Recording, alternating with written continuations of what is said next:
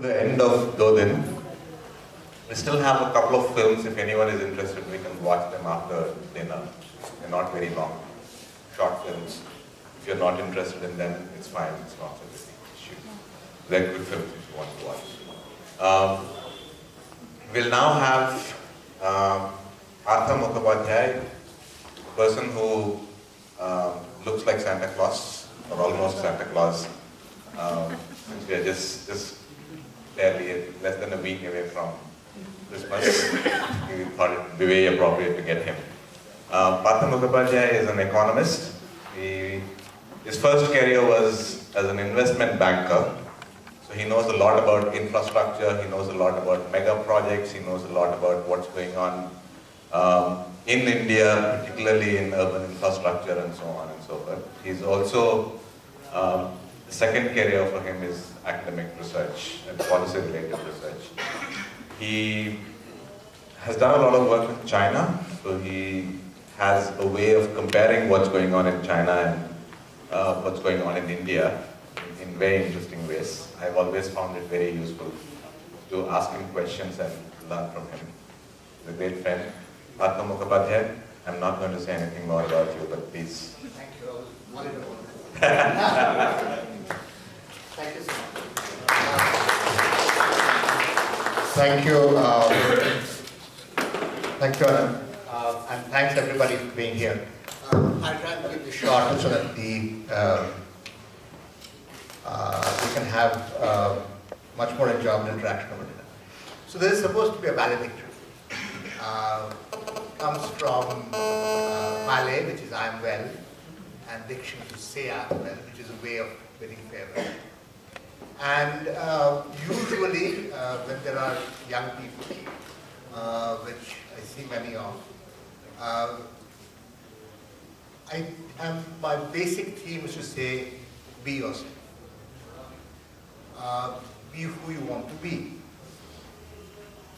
And yet today, when I am here, I find myself questioning whether that is what I should be saying. And in part, that is because if you look at the brief cultural interlude we had a little earlier, both the poetry by Sridhar and the song by Vagishin essentially somehow spoke of the disconnect between the individual and the community. And somehow, if I say be yourself, I feel as if I'm stressing the individual. I'm not sure whether Do Din is a space where I should be doing that. So, which leaves me in a bit of a problem, because I don't know what to say, right? So I thought what I'll do is I'll fall back on something that is much more familiar and useful, and be myself, and tell you what the way I look at the city. And that might be a useful way of, I'll tell you what the questions that I think about, and maybe, I'll run out of time much earlier than most of you here, and some of you might find the answers to that at some point in time in the future. The first thing that, of course, and the reason I've been so skeptical about finding answers is I've now been studying cities maybe carefully over the last 10 years. As Anand said, my first job, I had a job with teaching people how to export, running a little center after finishing my PhD. That was teaching, and then as an investment banker, bringing private infrastructure into India, and now, of course, working on a variety of issues. I say I often work in the ICU, infrastructure, China, and urbanization. But over the last 10 years, I find my way of looking at cities I was struck by the installation outside by Pawan in trying to capture time, by trying to capture the shadow of a tree. And of course, it's hard to hold on to the shadow. Briefly, you feel as if you have captured that shadow, and briefly, for a moment, you think you have understood something. And soon, that thing goes away. And and you find new questions coming up that confront your understanding of what your city is. And in that spirit, so that's why I find myself usually very uncertain about the way I'm looking at it. To me, a city broadly has the two kinds of issues that I'll deal with. One is broadly what the purpose of a city, the way I think about it, and secondly, a little bit on kinds of future stuff and transitions and so on. So to me, broadly the purpose of a city that one has is three. A city is a space for nowadays sustainable economic progress or economic opportunity. I'll speak on each of these briefly going forward. It is then a space of social emancipation, and it is a space, I think, of political awareness. And if it provides, to me, any space which provides these three, has these three attributes of being able to provide economic progress, social emancipation, and political awareness, to me has the characteristic of a city. Maybe something you call a city, you may choose it to be something else. And then when you start breaking that stuff down, you ask yourself, what is economic progress? The one, the startup which you came through relied upon a population that was digitally connected and yet somehow socially disconnected. The song by Vagashan spoke about this constant being on a treadmill going forward. And yet these people are much better off materially than many other people. So how do you define that progress then becomes an issue. But broadly speaking, let's take two axes and ask questions on that. One is the axis of the formal and the informal. And then you ask yourself, what exactly is formal and what is informal? Because most of our formal industries rely substantively on a network of informal suppliers. So there is, if you look at, when you look to other countries, South Africa is one such example, and to them informality is about street vending. But informality in India is not just street vending.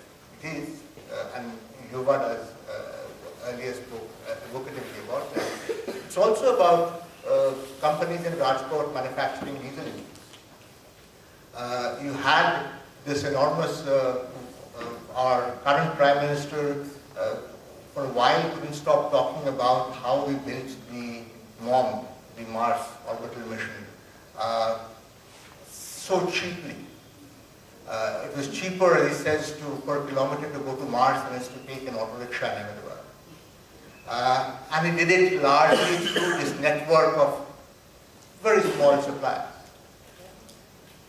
So the notion of what you consider the formal and the informal becomes very blurred when you come to an Indian city. And which is why I then find myself wondering about there's a whole discourse on moving people out of informal employment into formal employment as a way of progress. And I say, is that an appropriate way to think about it? So that's one. I'm not valorizing the informal market. There's a whole amount of exploitation. There is all of that.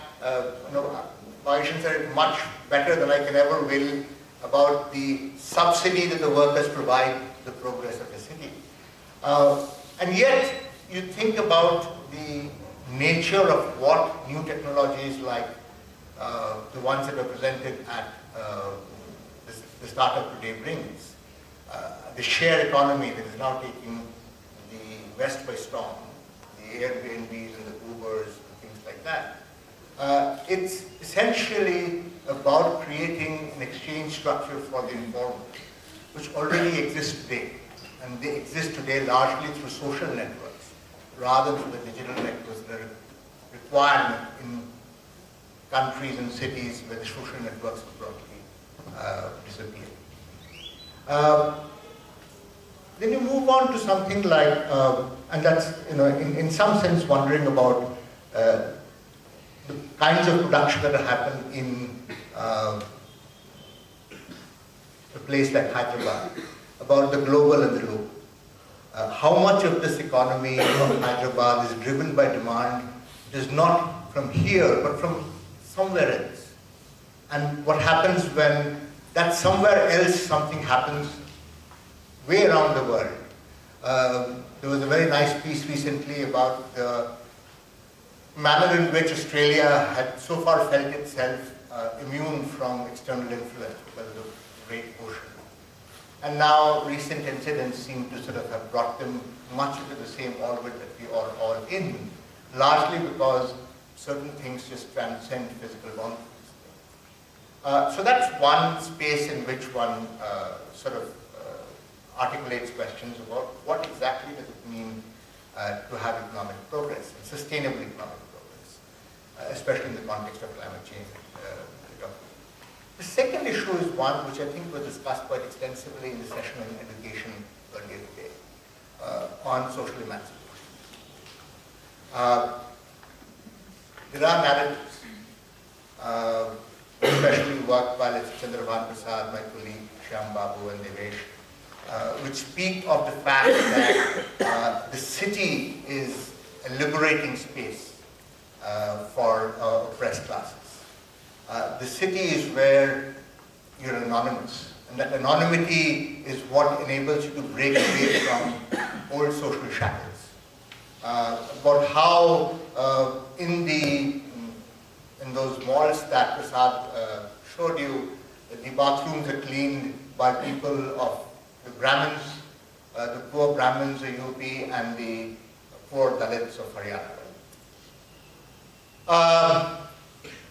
And yet, if you go down to Bangalore, and we recently was there for work on the citizenship index that has been happening there, you find that the slum settlements of Bangalore are overwhelmingly peopled by Dalits. The average is 70%, which means it will be more in others. You have activists who tell you about a new form of spatial peripheralization. So just like in the villages, the hamlet which houses the Dalits is set apart from the city. The project of slum rehabilitation is essentially not a project about housing. It's a project of creating social distance between one caste and another. And this is in the south, which is the growth center, the educated, high growth part of this country. So what am I supposed to make of the urban space and social emancipation? Not something I'm sort of able to get my head around as to how one conceptualizes that particular space. The other issue, of course, is the one which I began with, which is that of the individual movement. And to what extent are there this kind of space, public spaces? I was recently, over the last week, with a Japanese sociologist who's worked a lot on the civility of aesthetics, the Aiko Ikigami. And this kind of space that Dodin provides, a civil space, a space of civil discourse, where are these spaces in us? Do we need these spaces, or have we become too individual, not required? Is all our interaction essentially going to be largely through digital connects? And that is again something that was very evocatively put forward in the poetry that Sridhar, for example, put forward. So it's that space that one sort of looks at social change and what it means being in the space of it. And finally, political awareness. It's an issue that I think is important for us here in India, because Indian cities, and one of the reasons I think there is a deep connect between civic spaces and political spaces, is that Indian cities don't make decisions for themselves. We've been talking a lot about the discourse about smart cities going around, and I sit back and ask myself, how do I usually, when I talk to a person, how do I usually know whether he or she is smart? I look at the kind of actions he or she is taking, and I figure out whether there are smart things to do, how is he or she is responding, and I sort of get a sense of, wow, that was a smart way of dealing with the problem. And I say, okay, can I do the same thing for Indian cities? And I say, Indian cities don't have any agency. They don't make any decisions. So how can an Indian city be smart or unsmart? How can I make up my mind? If a person is not allowed to act, how can that person be classified as smart or unsmart? So the fundamental issue with Indian cities today is that they do not have agency. They do not control any of their decisions. They don't control their land use, that lovely thing that you see in the backdrop. The MCGM is part of that story, but so is the MMRDA, which is looking at the larger structures. And that is the best of Indian cities that UVA is engaged with, the KRBI has been engaging with. It is a city with a budget of 39,000 crores. It is a city with perhaps the biggest degree of political agency. It is a city that provides its water, treats its sewage, not much of it, but not enough of it anyway, provides hospitals, provides education, provides transport, provides electricity. That you cannot say for more than 2 other cities in India.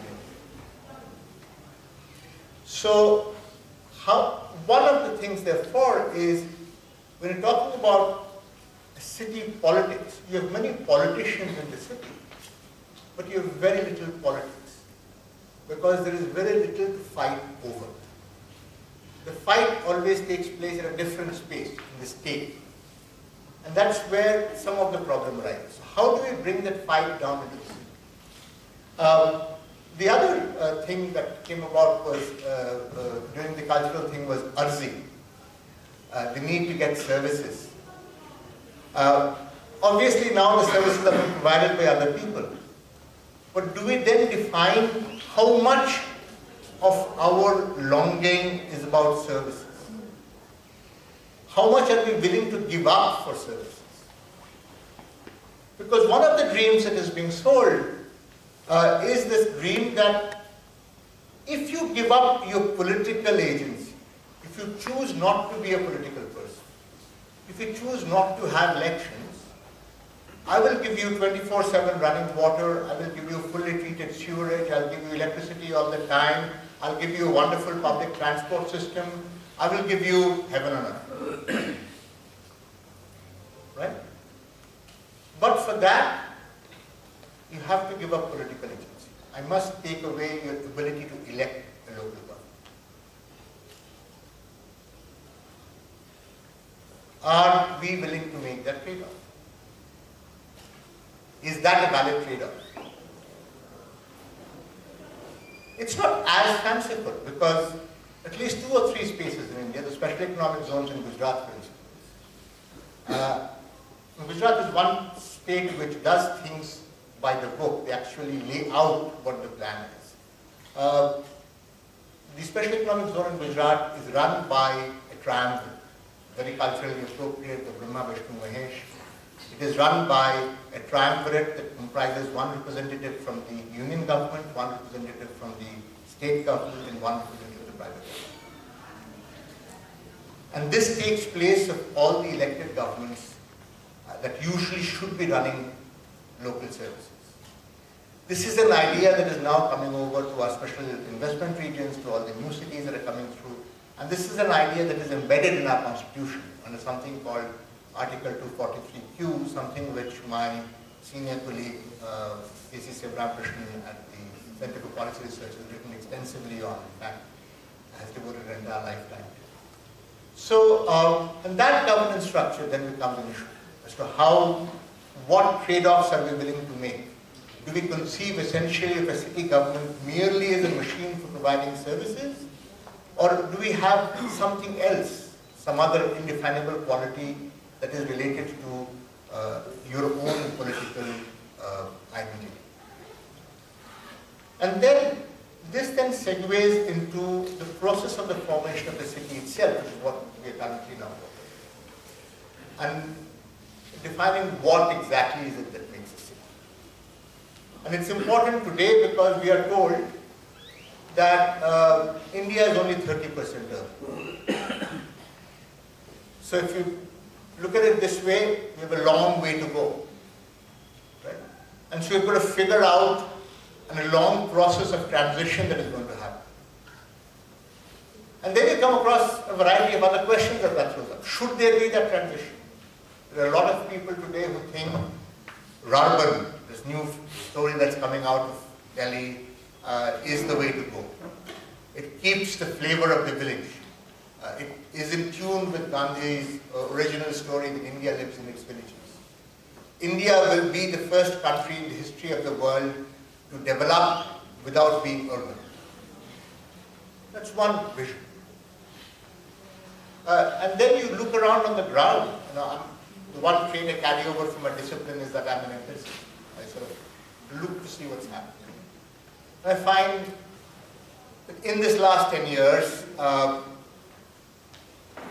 despite all the stories about migration, the numbers are what I go by. There's something else I could happily talk about migration later. 90 million people became urban. 40 million of them were born in urban areas. So they were just urban by birth. 20 million of them are migrants. That's 2 million a year. In a country of 1 billion people, that's not a big number. China is about 7-8 times that.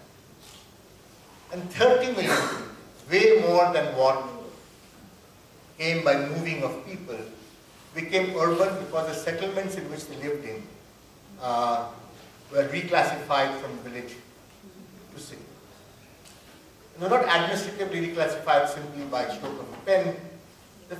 They were reclassified because the character of the work that people did in there became much more non-farm. People stopped doing farm work and more than 3/4 of the men working in those places started doing non-farm work. So morphing of place, people becoming urban, sitting in situ, like all of us are, is more important a phenomenon of urbanization in India at the moment than the movement of human. How do we deal with that? Each of these places today continues to be governed by a panchayat, not by an urban local. Does that mean anything? Do these tropes of governance matter? And if they do, and if in one sense you have, as urban, as you move out, you're completely disempowered because the urban governments don't have any powers. And the rural governments have some power, but are infused with all of that, the tropes of caste and structures, local power, etc. What is the choice of one or the other? Who is making those choices on the ground? A few years ago, the government of Tamil Nadu, literally by a stroke of the pen, took 500 Nagar Panchayats, cities, and reclassified them as villages. Elections happened 3 years later, and by the same stroke of a pen, a large number of them were again turned into towns. This ability of our state to essentially juggle a settlement from one structure to another is unusual. There are a number of countries around the world where the state exercises a lot of power over local governments. The local governments are creatures of the state. But this rather lackadaisical, almost casual attitude towards what governance can be where would the resistance to something like this come from? If there was no civic, there was no public that was to comprise this settlement. So that's what I sort of am perplexed by. I have answers to none of these questions. But these are the questions I ask when I look at a city. And I hope some of you find, as you leave the room, some of these questions interesting enough to think about and look into. Thank you.